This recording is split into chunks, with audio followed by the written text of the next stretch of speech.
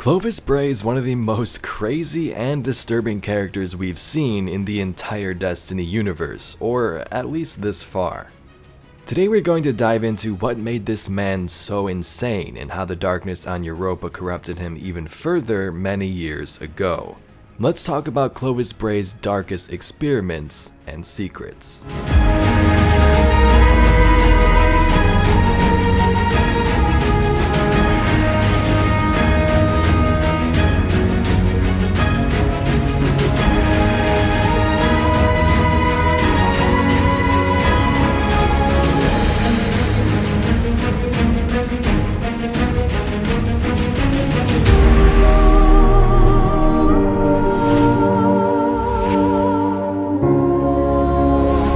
The collector's edition of Beyond Light has been arriving early for some people out there. I think mine should be here any day now, but thanks to some amazing community members like Runtaker and also Bach Manetti, hopefully I said that right, on Reddit, they have scanned some of the pages from that collector's edition online into a PDF which you can view if you'd like. So that's where most of the information in this video comes from regarding Clovis Bray and his dark secrets on Europa, so let's begin. This story begins with a man named Clovis Bray and a crew on board a ship called the Hanu 2 heading to Europa. The objective that was described to the public was construct long-term scientific outposts for study of indigenous European life. The ship was loaded with tons of supplies, prefab habitats, heavy frames, replication chambers, and also two of Elisabeth's Eon-type platforms for radar, lidar, and deep ice mapping. We can assume that this Elisabeth is Elsie Bray, who becomes the Exo Stranger, but more on that later. So this was the mission that was described to most, or that's at least what people thought. Bray even says this was the most expensive lie in human history. I am not here for a safari. All of Europa's life will soon be known, mapped, and exhausted of wonder, bound by the tedious constraints of physics and biology. I know these things too well. They are already killing me. The K1 artifact promised me an offer, a gateway to the secret of immortality. I call it clarity. It is waiting on Europa. I am still dying, but not fast enough for it to kill me. So Clovis Bray, the supposed great mind of the Golden Age, one that built cities on Mars like this one, is on board this ship heading to Europa with a team, and his plan is to experiment with knowledge he's gained from the K1 artifact, find out what's out there, find this clarity. So the first thing to note is we can sort of see Bray's personality here. He doesn't really care about others too much besides his granddaughters, his own family to some extent, but mostly he cares about himself. You can see some of this towards the beginning from this image right here. Be a good man and a good grandfather in progress.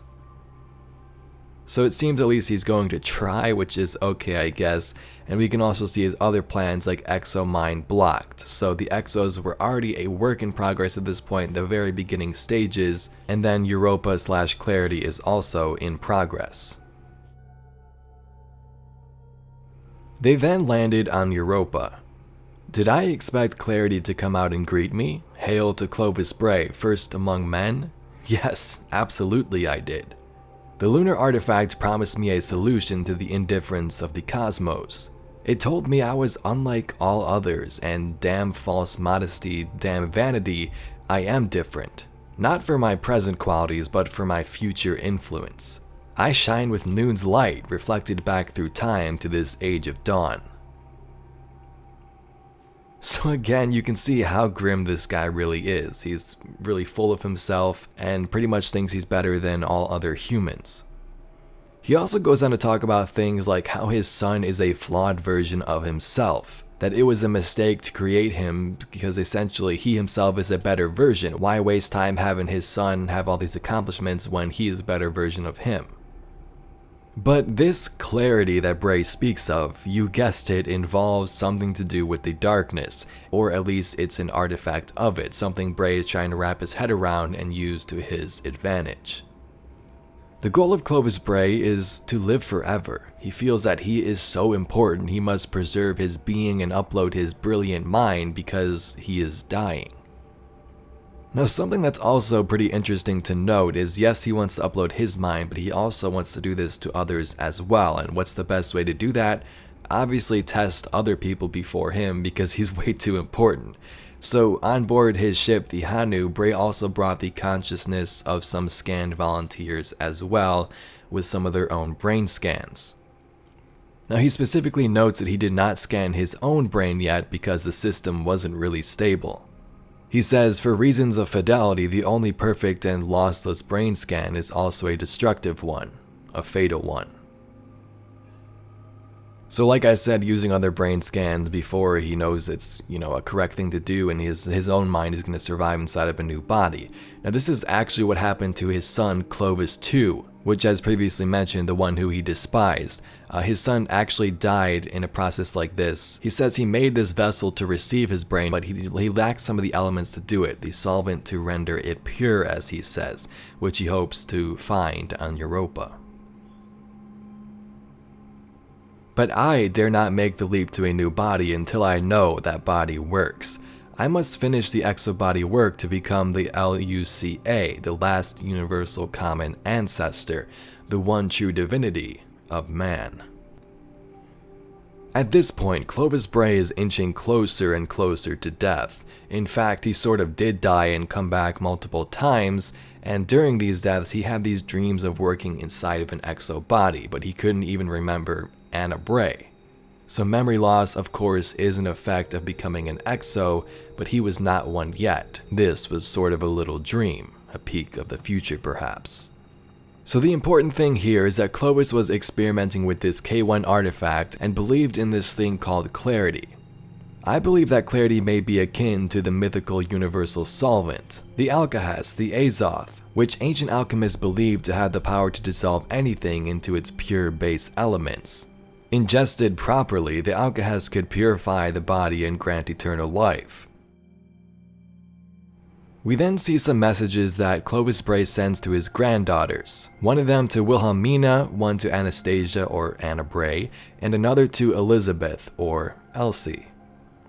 In these notes, he explains how he needs their help and is offering a subtle apology for their father's treatment process and also death. But keep in mind, he's also kind of rude in these notes, saying things to Anna like, "Let me make amends. You've wasted enough on that paranoid machine. Both of us know that your attempts to fix the value capture problem are just bandages on an ethical wound.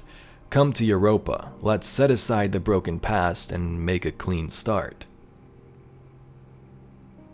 After some more time, Bray found this clarity buried deep in the ice. He says a bunch of crazy stuff regarding it and explains that Elsie had not responded to his message yet. The next couple of pages describe the issue with the exominds at this point in time, why the minds were failing to work with the bodies, and Bray believes that clarity is the answer to this. If he can mesh this maybe with something else, if he can somehow harvest it, it could be applied and save those brains, allowing them to work inside of these new bodies. This was the reason he was brought to Europa. The next letter to Elisabeth reads this: "I know your secret. Did you think you can keep it from me? Elisabeth, I keep track of every change in your gene expression. I know when you so much as burp. You are my offspring. You are the most important thing in the universe to me, for you are an extension of my own self." He then explained the issue with transferring her father, which is his son, into an exobody and how it didn't work. "You know that you have your father's disease, inherited from the same genes I so rashly engineered. You have the Clovis curse. There is no way to know exactly when it will strike, but once it does, I'm sure you've charted out exactly how it will progress. Come to me. I am dying too. Let us save each other." To which she later responds, "Fine, I'm coming, if only to limit the damage you can cause. If you tell the family I'm sick, I'll never speak to you again. I won't even let you treat me. You'll have to watch, helpless as your own granddaughter falls victim to your mistakes. I hope you're still someone capable of being troubled by that. E." So Elisabeth, his granddaughter, then decides to come to Europa. Along the way, Clovis begins to decipher these reports of visions of paranoia from the K1 site. He then thinks to himself that these were possibly messages trying to be sent, but the researchers there were, quote, idiots, according to him. They couldn't really decipher these messages, but he is the one who can now do this, decipher these messages himself and try and fulfill Clarity Control's purpose. To do this, Bray decides he needs to build a Vex Portal, much like the ones we've seen from the Beyond Light trailers, which this could be it right here. And to do this, he stole a bunch of machines from Ishtar, which ended up killing many people, and he claims that they were heroes and they died meaningful deaths for a vital human project, his own research. On the next page, Elisabeth makes her way into orbit with her ship and eventually lands on Europa. When her and her grandfather decide to go through this Vex portal, they do so in this proxy mode they describe, which kind of, I believe, is a way for them to enter the portal without harming their actual body, but don't quote me 100% on that yet. Anyway though, on the other side they found a world that seemed like it had been around for 13 billion years. Bray's scientists said that these rocks have been around for that long, but that didn't make any sense because given that information, the giant sun in the sky should have been burned out, right? But it wasn't. It seemed that whoever was on the other side of this portal, possibly or most likely the Vex, had been using portals to dump streams of hydrogen into this giant, replenishing its mass and fusion power, keeping the sun alive. The most notable thing in this area was a giant tower in the distance he describes, perhaps the same one believed to have been seen by the Exos in their dreams when they visit the deep stone crypt, which most Exos experience. To Clovis Bray, this going through the portal thing was a huge disappointment. He hoped to find clarity and to create his immortality, and maybe even find Elisabeth a cure for her disease, but instead he found a clockwork structure of Vex-like ruins. Perhaps these Vex could actually help them. If Bray could obtain a Vex sample, he might be able to learn how to run simulations on the human minds, much like the Ishtar scientists did many years ago. They actually achieved this but didn't want to share their research with Bray, I'm sure for reasons you can infer, right? Along the way, with the help of Elisabeth, who also had some Vex knowledge and research, and also Maya Senderesh, who also appears on Europa as well, the team learned that the Vex might not communicate or interact with us by understanding our language, but instead by creating internal copies of our minds. They would prod and simulate those internal copies to see how they behaved, and if they chose to destroy us, they learned how to do it by torturing and destroying those internalities. Knowing this information, Elisabeth started to question this work, stating, "Aren't the Vex a perfect demonstration of what could go wrong?" she demanded.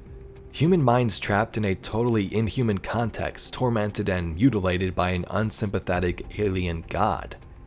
If we want to preserve our minds for eternity, couldn't we end up that way? Aren't we giving up the grace of death, the promise that all suffering will end? Clovis then later believes that the combination of Vex fluid and clarity is the key to cybernetic immortality, and then proceeds to experiment on some of the stored brain scans he had on his ship from those volunteers. In the meantime, he sends a message to Elisabeth alerting her about her disease. Apparently, she doesn't have much time to live, 5 to 6 years at most, and at the end of this letter he proposes this. "I owe you the salvation I couldn't give your father. Please consider making a terminal scan and decanting your mind into an immortal exo body. I myself plan to do it soon." She responds, "I don't trust you. You made the same promise to my father, didn't you? I won't put myself in one of your humaniform torture dolls until you can prove it's safe. And even then, I don't know if I want to be a part of your LUCA dream. Stop trying to get the rhubarb compote recipe right. You serve it at every dinner waiting for me to say it's just like grandma made it. It's pathetic, and you wonder why I'd rather eat with the crew." At this point, Clovis Bray had begun creating the first exo-body production. Vex would come through the portal and would be captured, drained, and then discarded for their fluid. This fluid then would go to Clarity Control, and the alkahest flows back. This was a place where the dead go to rise, Clovis Bray said, which he named the Deep Stone Crypt. Bray would then begin to use the minds of those scanned in his library to put to the test. He wouldn't dare put his own mind or Elisabeth's into an exo body if the consciousness were fatal and caused death. Now, as you can expect, the first subject that he put in there went completely insane and reacted pretty badly to this new exo body. This fueled Elisabeth's suspicions even more, asking what makes Bray think that the exos wouldn't turn out any better than her father did. She demands to know what I'm doing with the Vex salvage and whether it has to do with my plans for her survival. I hastily deleted all records of the treatment of Mr. Miller, which was one of the test subjects, lest she think I plan to dose her with Vex fluid. Maya Sundarej came up to me just now. She seemed fascinated by my distress. She said several comforting things and then made an extremely unpleasant suggestion that my pride and haste caused Mr. Sir Zux, who was the first subject's, death. I have decided to hate her. At the bottom of the collector's edition, there's some information about his health, as there is throughout the whole thing, and that's pretty much the end of the text. I know it's a big cliffhanger, but the pages are it looks like they're torn out, so I'm sure most of the other lore is going to be found in-game, or maybe even through the raid and story. But this does confirm a ton. Like most people hypothesized, Clovis Bray did use this Vex fluid and mix it with what he called clarity, possibly something to do with the darkness or something from it, to create the first exos. After many tests, we can assume that it worked because we see exos around the place, not without some faults of course, like rebooting them and things like that. But the question still remains of what happened to Elisabeth or Elsie, and also Clovis Bray himself. Did he live? Well, with the stranger we can assume that she decided to 1. Become an exo given her disease and, agreed for Clovis to create her into one, or 2. Clovis went against her wishes and turned her into an exo, sort of forcing her to become this Exo Stranger. When thinking about Clovis though, this is the biggest thing, and it's so cool to think about this possibility. Many people have this theory that he could be involved with the raid, possibly even being a boss of some sort, but of course that's speculation and it's super hard to tell at this point. Now I do hope we see him at some point in the story. Bungie did a super fantastic job writing all of this, giving Clovis Bray this type of personality, and the lore here is incredibly well done in my own opinion. But if you'd like to see some more videos just like this one diving into the secrets of Beyond Light and Europa, be sure to subscribe to the channel. Anyway, thank you very much for watching. My name's Evade, and I'll catch you Guardians in the next one.